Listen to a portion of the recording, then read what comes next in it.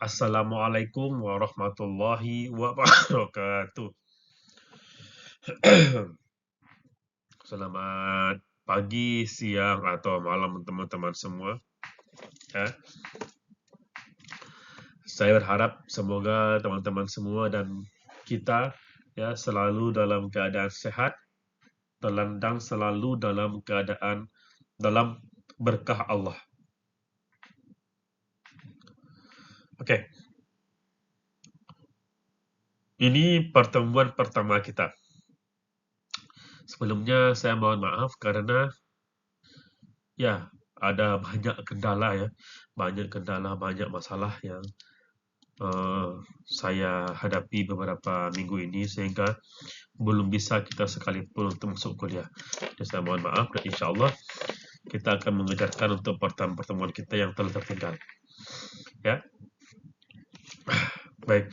Kita mohon maaf juga karena banyak kendala dan saya pun beberapa minggu ini kurang sehat. Ya. Oke, baik. Masuk kita ke ini ya, pertemuan pertama kita di mata kuliah teori bahasa otomata. Ya, insya Allah teman-teman, saya mohon maaf. Insya Allah nanti kita ke depannya kuliah kita adakan secara daring. Oke. Jadi kita masuk ke mata kuliah teori bahasa dan otomata. Oke, sebelum kita masuk ke materi kuliahnya, ini saya ingin mengulangi lagi tentang bagaimana penilaian saya nantinya di mata kuliah ini. Ya, kita ulangi lagi. Yaitu yang pertama, ini ada tiga ya, ada tiga kategori teman-teman. Yaitu yang pertama ini 30%-nya dari total penilaian ya.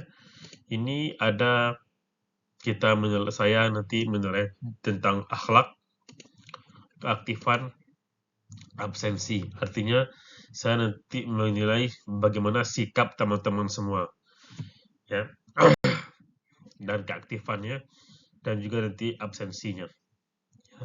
Nanti semua ini digabung dan menjadi 30% dari total penilaian. Gitu ya. Oke. Lanjut.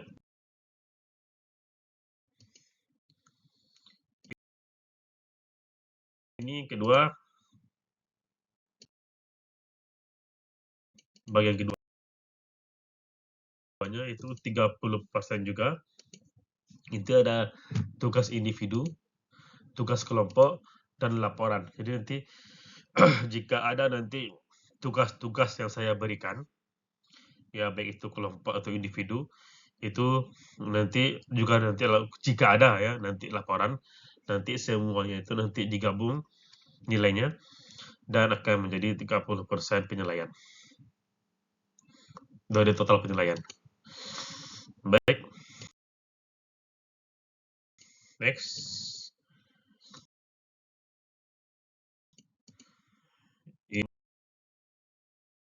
Ini ada yang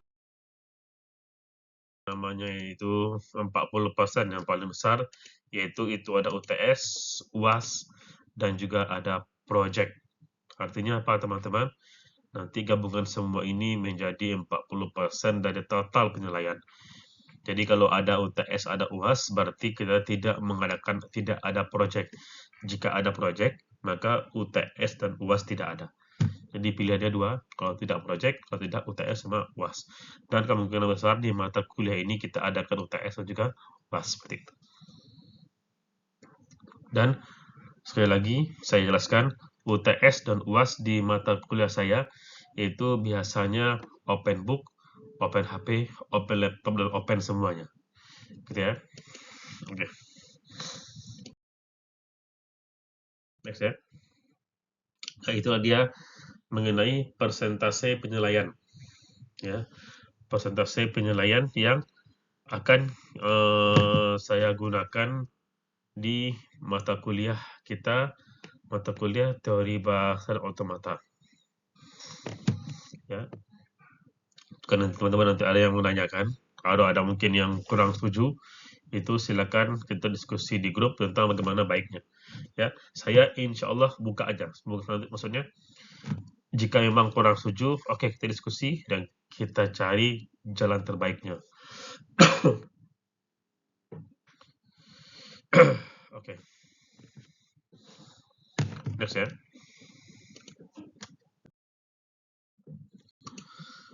Nah, sekarang kita, jadi teman-teman mungkin pertama ini kita tidak terlalu dulu banyak masuk ke materi, karena ini baru pengantar perkuliahan. Baik. Nah, sekarang mata kuliah kita itu ada teori bahasa dan otomata. Sekarang mungkin ada pertanyaannya, apa itu? Apa itu teori bahasa dan otomata? Ya. Jadi, kalau kita bisa definisikan, ya, ini tingkatan bahasa pemrograman itu ada 3. Itu bahasa tingkat rendah, menengah, dan tingkat tinggi, teman-teman. Jadi, contoh bahasa tingkat rendah itu bahasa mesin, ya, mesin language, ya.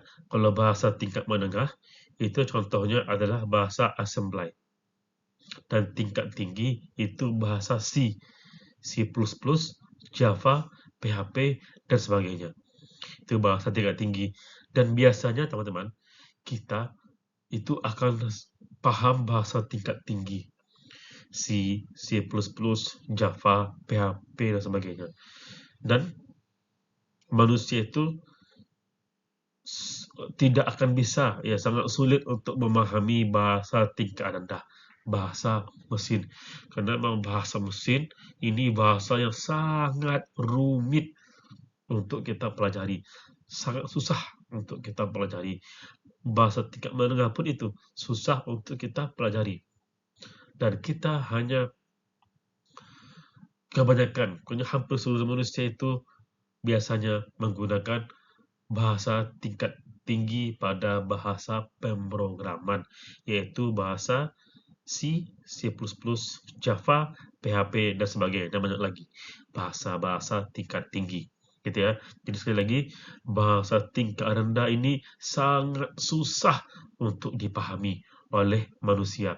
Karena ini memang bahasa mesin. Seperti itu. Nah, jadi sekarang pertanyaannya akan timbul sebuah kontradiksi. Manusia hanya bisa mengerti bahasa tingkat tinggi, sedangkan mesin itu bahasa tingkat rendah, ya kan? Nah, lalu bagaimana caranya mesin dapat mengerti bahasa atau inputan yang kita inputkan? Berarti kan beda bahasa ya. Ada bahasa tingkat rendah, bahasa tingkat tinggi. Tentu bahasa tingkat tinggi tidak mungkin langsung bisa dimengerti oleh mesin, karena mesin itu tingkat rendah bahasanya. Nah, sekarang pertanyaannya, bagaimana mesin dapat memahami bahasa tingkat tinggi yang digunakan oleh user atau pengguna? Ya, karena kalau kita menginputkan suatu perintah itu menggunakan bahasa tingkat tinggi kalau manusia, dan mesin bahasa tingkat mesin, ya. Jadi bagaimana mesin dapat memahami bahasa tingkat tinggi? Nah,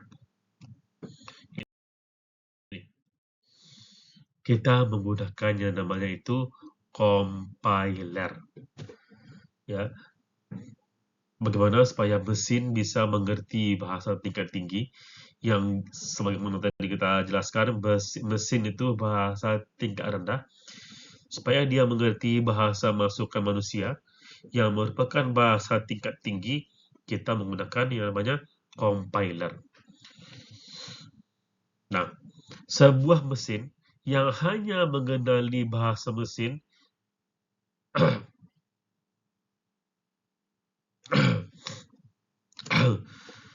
Sorry, ulang ya. Sebuah mesin, ini salah ketik ya.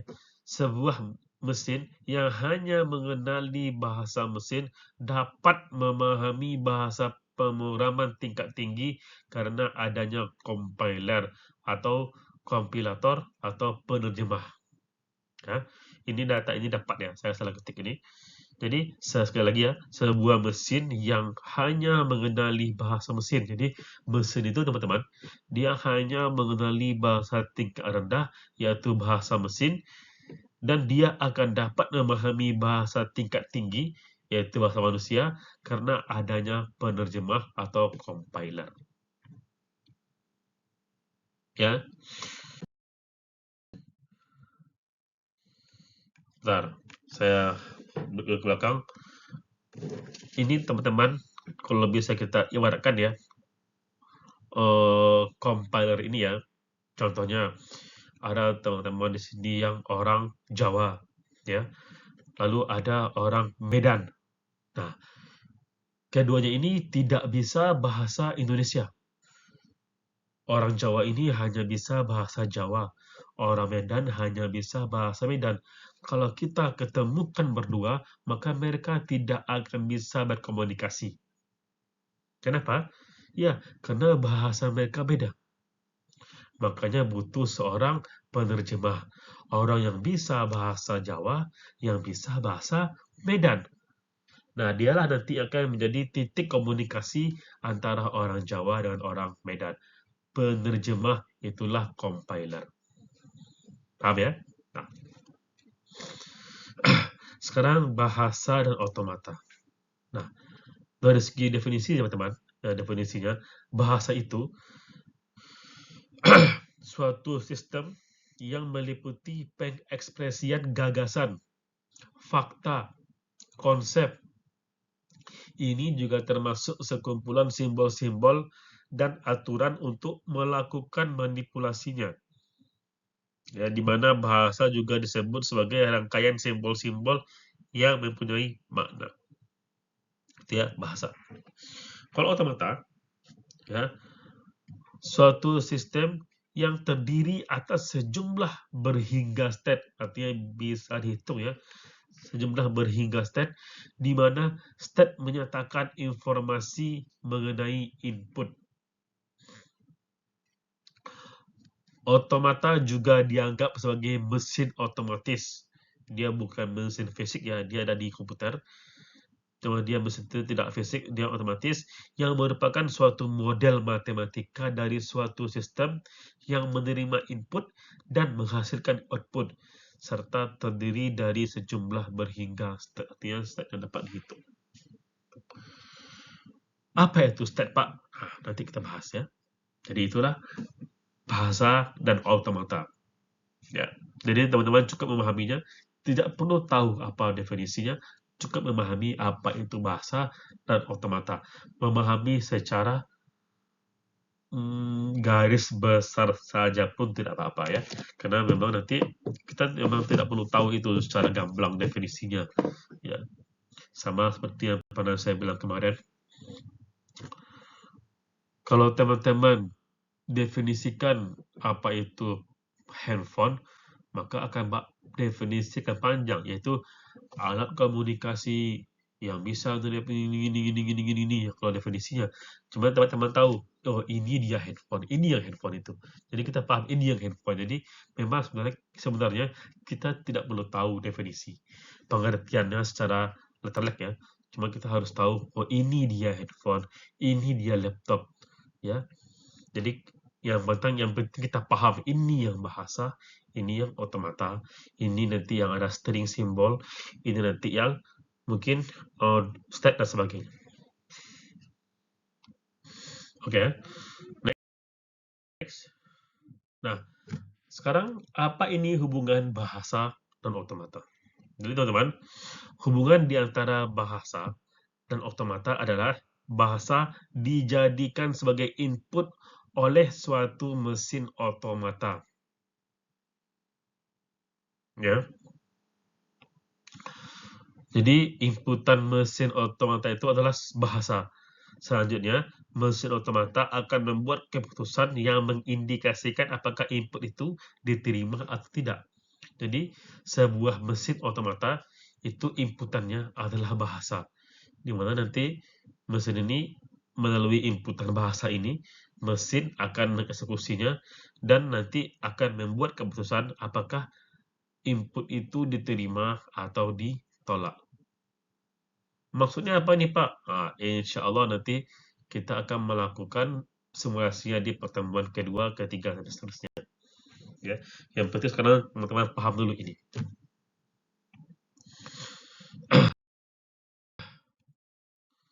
Nah ini ada contoh mesin sederhana bahasa dan otomata. Ya, ini contoh mesin dari otomata yang sederhana.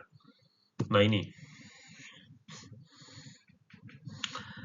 Dan sekali lagi jangan takut teman-teman, ini bentuknya aja susah, ini gampang pada mata kuliahnya. Maksudnya mesin otomata ini tidak terlalu susah, mesin otomata ini.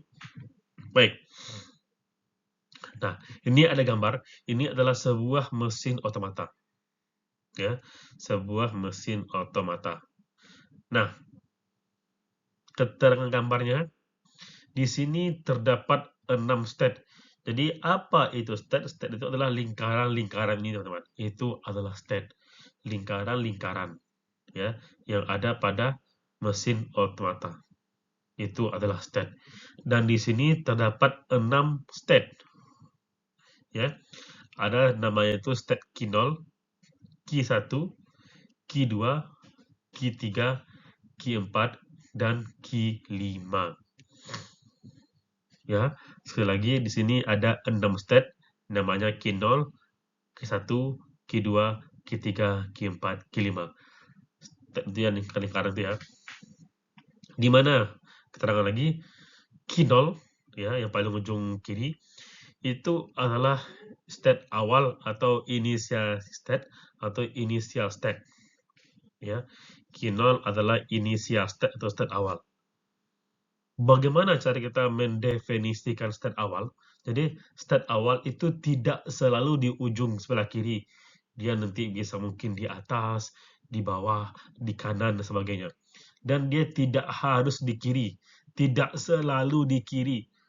Lalu, bagaimana cara kita menentukan state awal? Atau inisiasi state atau initial state itu? Nah, kita lihat panahnya. Jika panahnya yang mengarah ke dia, ingat ya, panah yang mengarah ke dia tidak ada lagi state, tidak ada state ya, maka itu state awal. Seperti ini.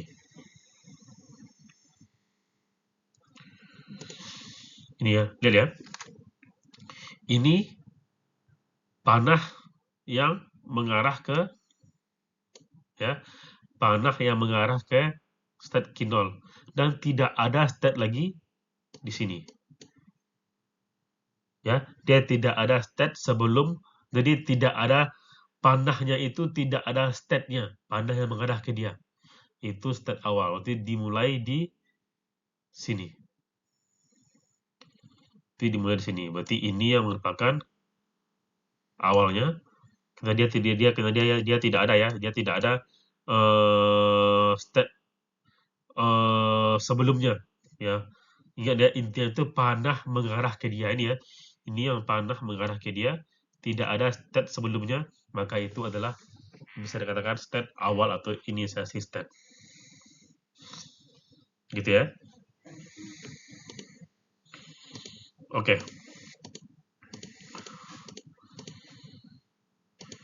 Semoga teman-teman memahami ya. Nah, sekarang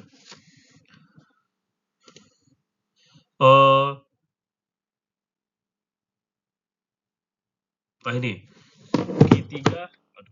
Q3 dan Q0 itu final state. Q3, Q0 itu final state. Final state ini bisa kita definisikan, bisa kita lihat dengan adanya ada dua lingkaran ya, ada dua lingkaran dalam state-nya ini ya. Ini ya, ada dua lingkaran, satu dan dalamnya juga ada dua. Nah ini bisa dikatakan final state. Dan tidak semua state di ujung itu final state. Kenapa? State kelima dia tidak final state, hanya state biasa. Kenapa? Dia tidak ada lingkaran duanya. Ya, jadi final state itu hanya bisa didefinisikan terjadi jika dia ada dua lingkarannya. Ya, artinya ini final state hanya ada dua, walaupun ujung panah itu ada 3 state ya. Ada Q3, Q4, Q5. Namun karena yang memiliki dua lingkaran itu hanya Q3 dan Q4, makanya final state hanya Q3, Q4, Q5 tidak, karena dia hanya satu lingkaran. Gitu ya. Dan simbol input itu ada A, D, dan ada U. Ada 3 jenis inputan. Ada inputan A, ya, inputan D, U, A. Jadi hanya dua ya, hanya ada A, D, dan U. Di mana A itu ada dua inputan, D itu ada dua inputan. Ya, yang pasti kalau bahasanya hanya ada dua jenis, yaitu ada A, D, dan juga hanya 3 jenis ya. Hanya ada A, D, dan juga ada U. Itu inputan dari simbolnya di mesin otomata ini, teman-teman. Baik.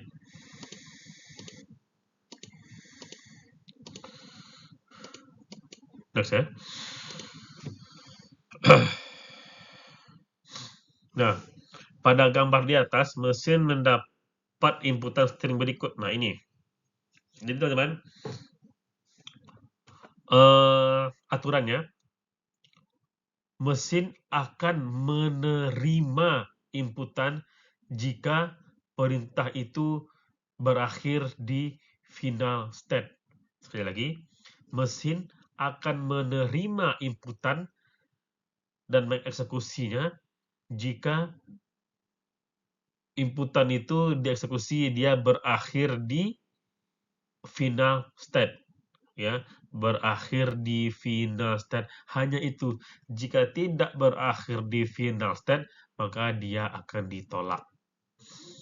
Contoh seperti ini. Ada inputan ya tadi inputannya itu adalah jenisnya itu ada 3, yaitu ada inputan A, D, dan ada U ya. Nah, sekarang kita ada inputannya itu tuh berupa string itu A, D, dan A. Ya, dia ada A, ada D, dan ada A.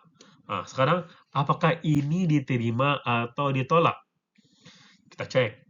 Jadi kita selalu memulai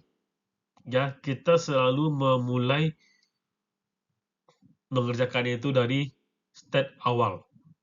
Ya, dari state awal yaitu dari key 0. Ya, jadi inputan akan diterima jika dia dimulai dari state awal dan berakhir di state akhir atau final state. Baru inputan diterima. Sekarang kita cek. Inputan ADA diterima atau ditolak. Ya, dari key 0. Ya, dari key 0. Inputan A. Inputan A berarti dia mengarah ke key 1. Lalu inputan D, ya ingat ya, ini D ya, ini A ya, ini A. Inputan D, dia dapat inputan D, inputan D hanya satu arah, hanya mengarah ke key 2. Ya, di sini sekarang. Lalu dapat lagi inputan A. Inputan A ini key 2 ini ada 3 ya, ada 3 usaha eksekusi, yaitu ada D, U, dan A. Ini inputannya adalah A ya, berarti kalau A berarti ke sini, lalu terus ke sini, dia sampai ke key 3. Tidak ada lagi inputannya, hanya ada 3, berarti dia berakhir di final state. Dan jika dia berakhir di final state, artinya inputan diterima. Contoh lagi, kedua, ada inputan ADU ya, ada inputan ADU. Kita coba lagi, mulai dari key 0 ya, dari key 0. Inputannya A, hanya ada satu, A ke key 2 ya. dari Q2 ini inputannya adalah D, ya. D, ke dari Q1, maaf, saya ulangi. Dari Q0, inputan A hanya ada ke Q1, inputan A, dan dari Q1, inputan kedua apa? D, ya, ada D. Kalau D ini ya ke Q2. Dari Q2, inputannya apa lagi? U. U tuh ini U. Berarti dia ke sini ke Q4. Ada lagi? Tidak ada lagi. Berarti dia diterima.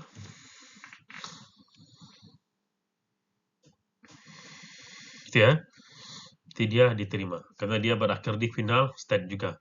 Diterima. Yang terakhir, kita ada inputan ADD. Nah, kita cek. Pertama A ya. A dari Q0. Lagi dari Q0. Dapat inputan A. Bentar, ini terlalu banyak ini. Nah, dari Q0 mendapatkan inputan A, dia ke Q1.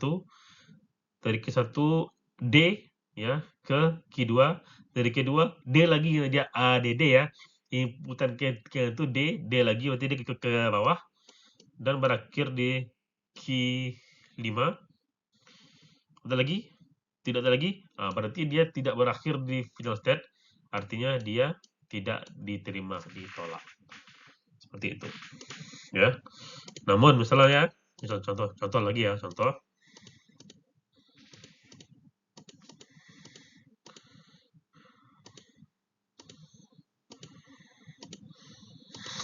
Contoh, mungkin mesin otomatis kita rubah.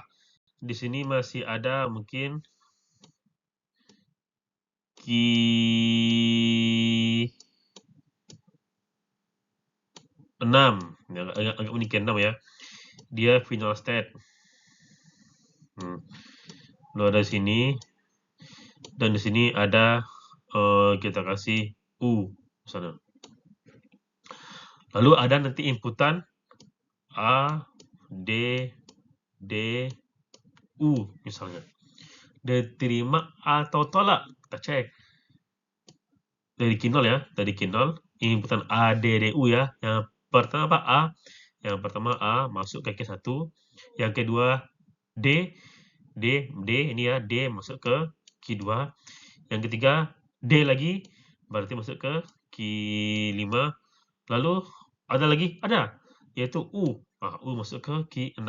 Dia Q6 tadi final state, berarti dia berakhir di final state, berarti dia oke. Ya. Ya, ini ya, jika seperti ini mesin otomatanya. Baik. Jadi ini ya, sekali lagi, mesin otomata akan menerima inputan jika berakhir di final state, dan dia akan ditolaknya jika tidak berakhir di final state. Seperti itu. Oke. Next ya. Itu dia. Nanti akan kita pahami nanti di pertemuan selanjutnya. Sekarang kita masuk dulu ke simbol, string, dan bahasa. Apa pula ini? Jadi teman-teman, simbol ya. Simbol itu adalah suatu entitas abstrak yang tidak bisa didefinisikan secara formal. Gitu ya. Itu pengertiannya. Contohnya itu alfabet. Ya. Ini merupakan simbol alfabet, dan juga nanti ada tanda-tanda dan sebagainya. Simbol. Kalau string, string itu adalah string kata atau untai, kumpulan dari simbol-simbol yang berderet.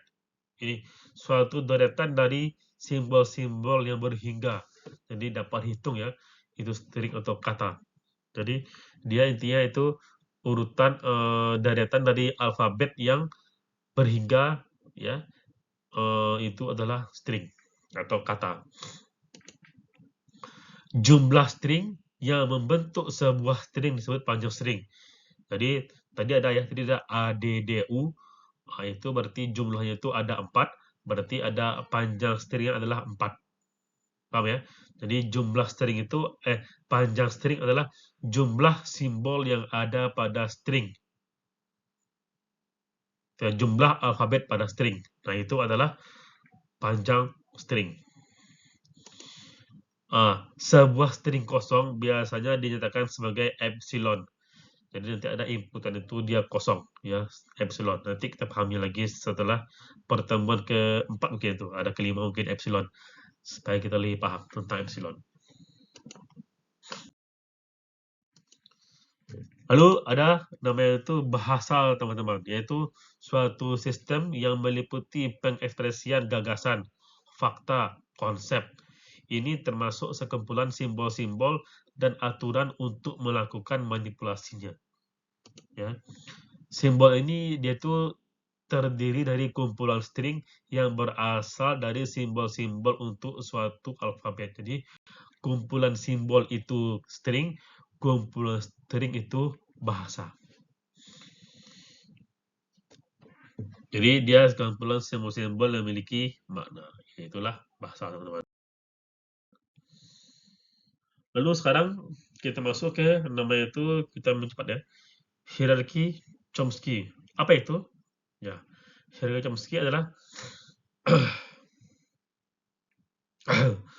itu kumpulan dari himpunan-himpunan variabel, simbol-simbol terminal, simbol awal yang dibatasi oleh aturan-aturan produksi. Pada tahun 59, seorang ahli bernama Noam Chomsky melakukan penggolongan tingkat bahasa menjadi 4 yang disebut dengan hierarki Chomsky. Ya, lagi-lagi nanti insyaallah sejalannya waktu teman-teman akan mengerti, ya. Nah, ini golongannya ada 4. Ada regular, bebas konteks, konteks sensitif, dan juga ada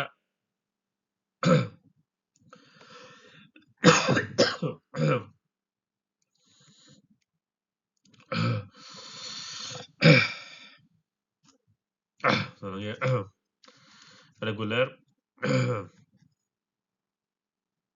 bebas konteks, konteks sensitif, dan juga ada unrestricted. Ya. Nah, ini kalau reguler itu mesin otomatanya disebut dengan FSA. Ya. Itu meliputi DFA dan NFA. Nanti akan kita pelajari ke depannya, ya. Kalau bahas tasan produksinya itu alfa adalah sebuah sumber variabel, beta maksimalkan memiliki sebuah sumber variabel yang bila ada terletak di posisi paling kanan. Ya, nanti akan kita pahami, ya. Ini mungkin teman-teman mungkin sekarang masih gamblang, masih bingung, ya. Namanya insyaallah nanti ke depannya teman-teman akan paham tentang mata FSA, DFA, NFA, dan sebagainya.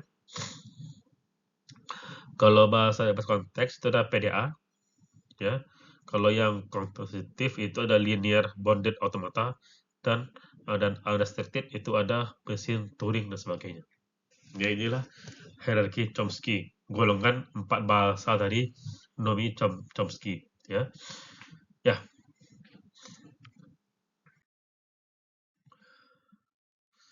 Ya, teman-teman, mungkin itu kuliah kita pada hari ini, teman-teman.